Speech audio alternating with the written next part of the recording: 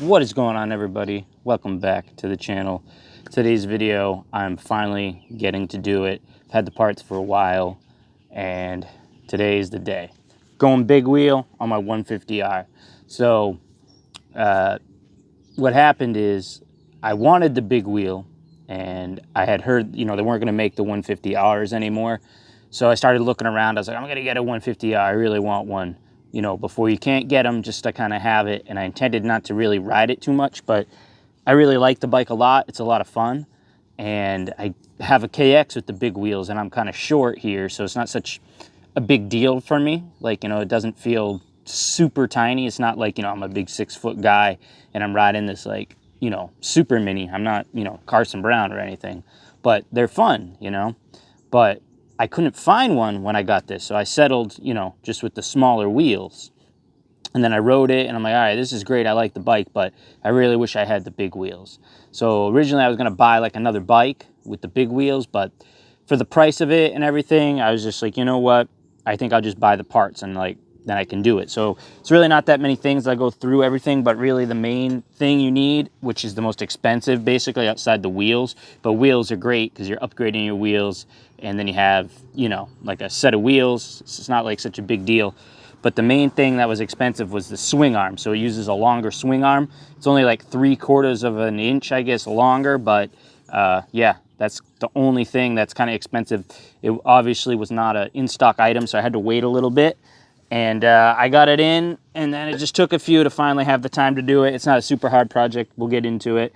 Hopefully we'll get the swap all done with no hiccups. But yeah, that's kind of why I'm doing the conversion. I just think that this bike will be really good for the trails I ride. I ride a lot of smaller, narrow, single-track stuff, and the bike absolutely rips. But, with those really tiny wheels, some of the rocks and stuff, the objects, and, it just feels so hard to get through certain things when you're just kind of riding on these small wheels. So, I'm going to try it with the big wheels and see how I like it. But let's go through. I'll show you all the parts, everything that you need for the conversion, and what I got.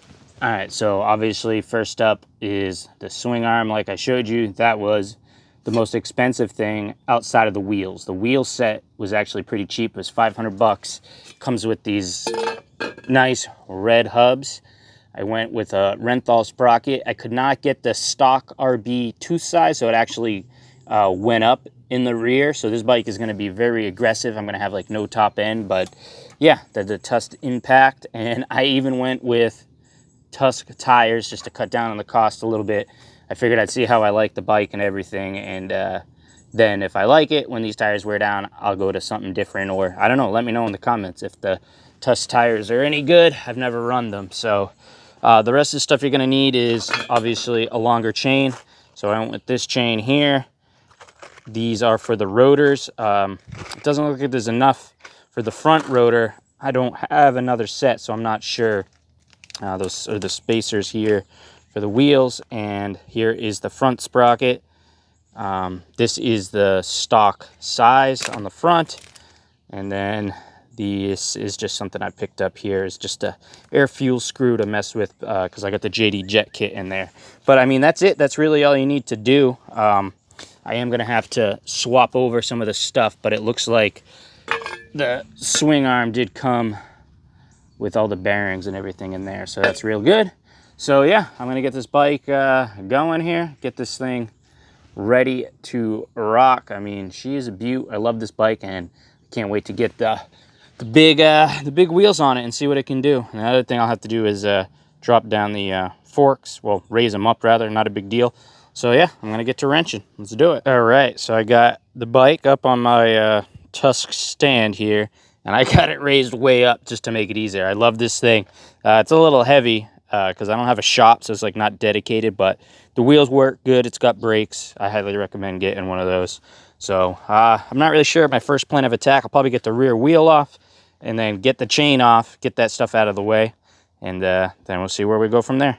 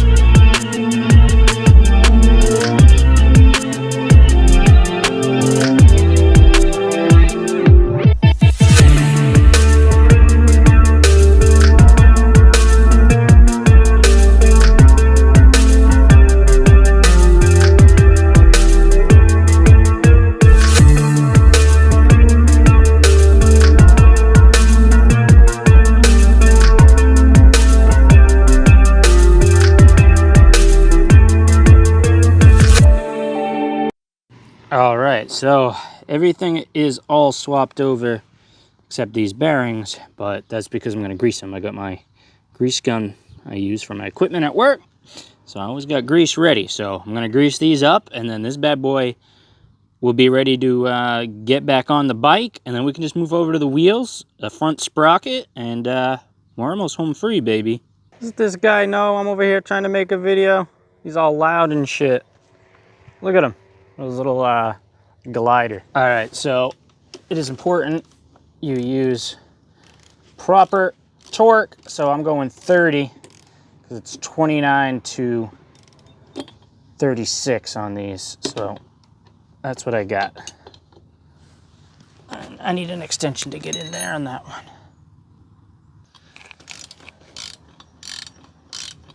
one. You can just fit it in because you can't really use that extension on a torque wrench.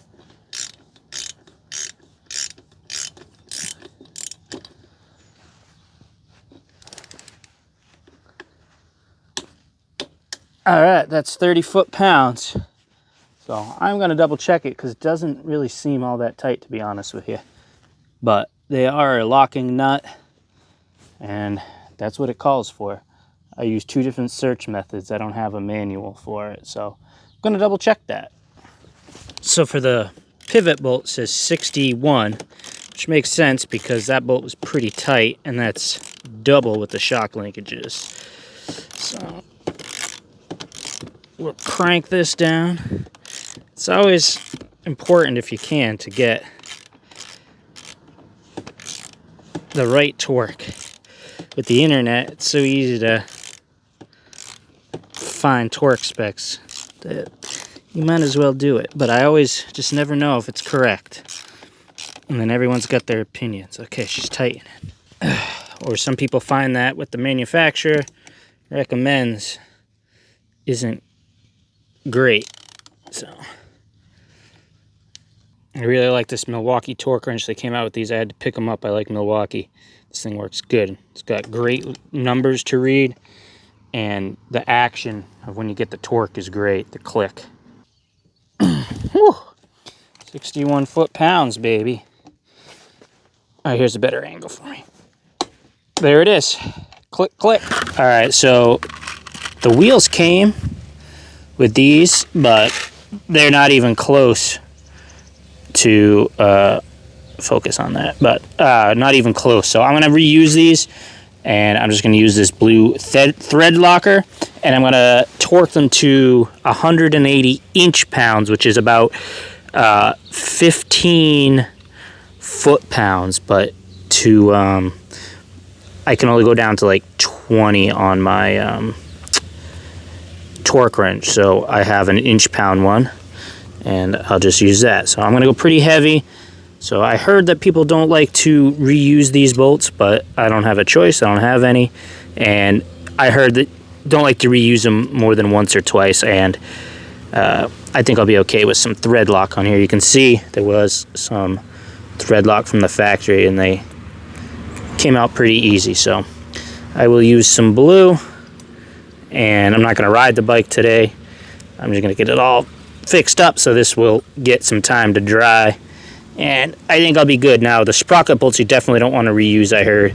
So when I did the sprocket, I got all new hardware. So I'm going to put these in and torque them down in a nice crisscross pattern. Oh yeah, good splooge. So these will be good to go. Okay. Okay, everything is snug, so let's torque them.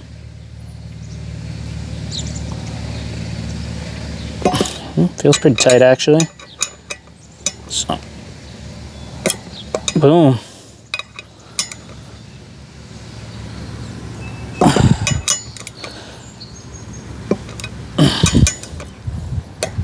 Torqued. Torqued. Torqued. Boom. That's it. Rear wheels all done. Look at this thing. It is beautiful. the sprocket. Oh, take that stock spacer out. I got spacers that came with it are gonna go in there, but that's it. See, I use these blue titanium bolts, tightened up the sprocket, and yeah, the black with the red hubs really gonna change the look. I would have preferred like the stock look, to be honest with you. I don't really like black wheels, but this is what they had, so yeah, let's get this thing on. All right, rear wheel all on, looking good. Next up is the sprocket. I got the little guard off. I'm gonna get that off. Looks like I just gotta take those 2 bolts off. Slide that sprocket on, we'll get the chain all on, and we'll leave it obviously loose. I don't know if I'm gonna have to cut any links out. I forget if the chain's gonna be the perfect length or what, but I'll investigate it once I get it on, but you get the sprocket on first. Wheels look really good, all mounted up with fresh tires on that sprocket. Very sexy.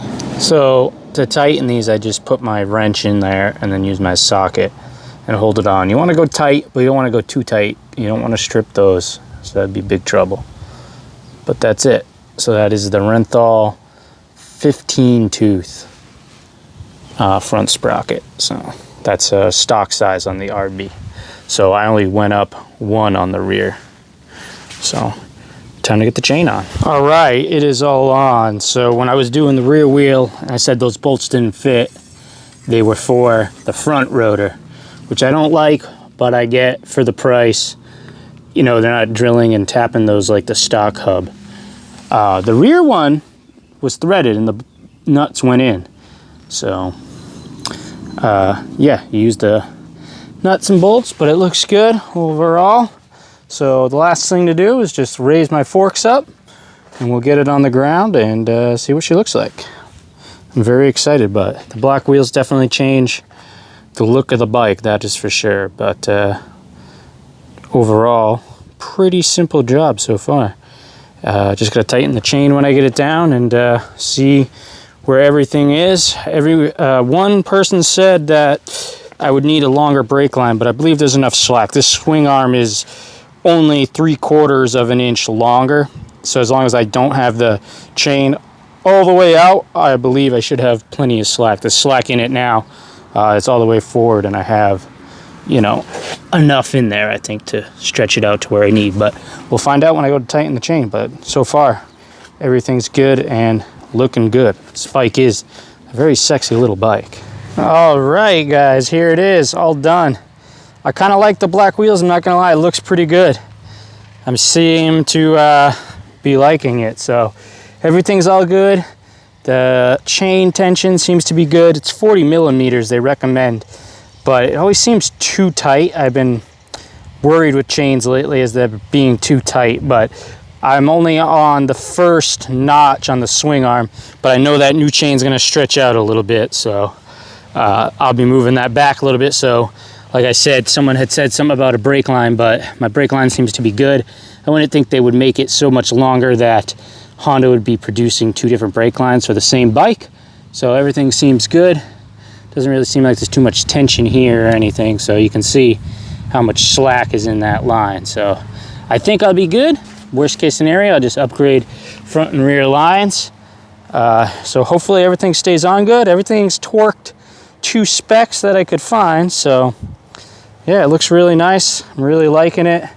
I like this bike. I like how it rides. I like the 4-stroke kind of instant power compared to riding my 2-stroke. My big bike, I like my CR, but it's very nostalgia, and a 450 would just be too much for me. I don't know. I bought a 450 for the trails, an X model. I ride that, in certain places, but for where I ride close to my house, this little bike really carves it up. But like I said, with those little tires from the factory, well, not from the factory, but I couldn't find the big wheel.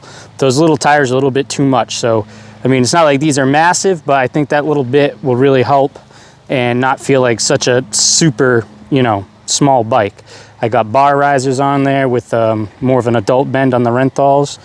And yeah, she's looking good. I really dig it. So yeah, thanks for watching. Catch you guys in the next video. Peace.